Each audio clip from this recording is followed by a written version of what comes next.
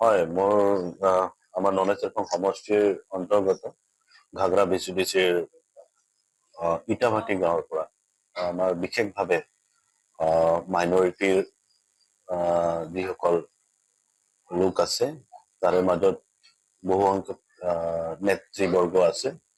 অন্য ৰাজনৈতিক দলৰ পৰা আহি ফালে মোৰ বাসগৃহত স্বতঃস্ফূৰ্তভাৱে আমাৰ বিজেপি দলত যোগদান কৰিছে আজি।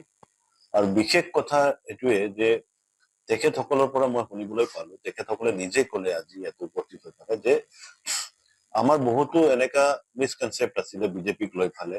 আমাৰ ভুল ধাৰণা কিছুমান আছিলে যে বিজেপি সাম্প্ৰদায়িক দল বা জাতি ধৰ্ম চাই ফালে কাম কৰে বুলি।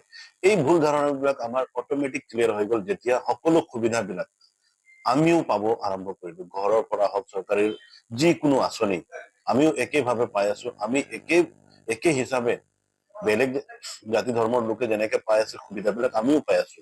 যেতিয়া ডেভেলপমেন্ট খিনি আমি চাইছো বিজেপিৰ ডেভেলপমেন্ট খিনি চাইছো, তেতিয়া আমি নিজেই বুজি পালো, প্ৰেক্টিকেলি আমি বুজি পালো যে এইটো দল কোনো ধৰণৰ সাম্প্ৰদায়িক হ'ব নোৱাৰে।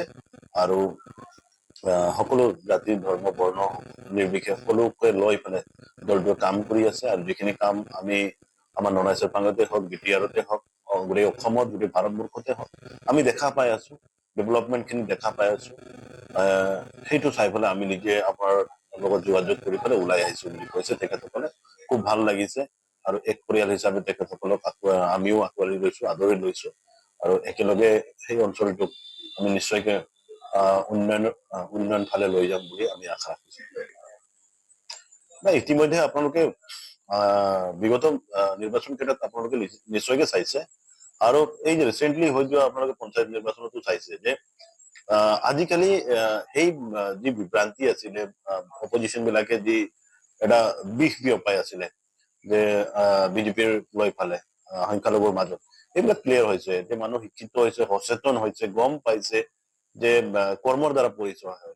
গতিকে বিজেপিৰ দলৰ কৰ্মৰ দ্বাৰাহে বিজেপি দলৰ পৰিচয় হৈছে। তাৰমানে কথাটো এইটো হৈছে যে আমি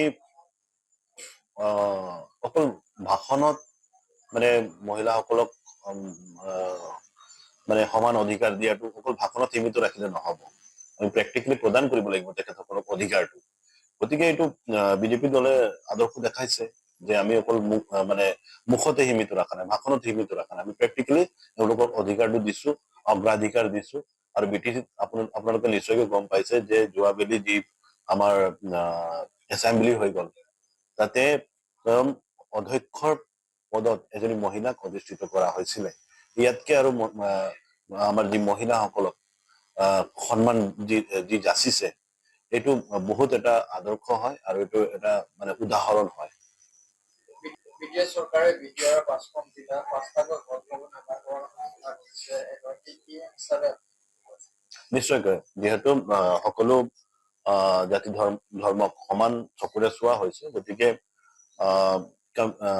যি কমিউনিটি যেনেকে তেখেতসকলৰ অভাৱ আছে, অভিযোগ আছে, সেইবিলাক আমি পূৰণ কৰিবৰ কাৰণে ইয়াতে বহি আছো। গতিকে এইটো যিবিলাক ইম্পৰ্টেণ্ট আছে, প্ৰায়ৰিটি দিবই লাগিব সেইবিলাক।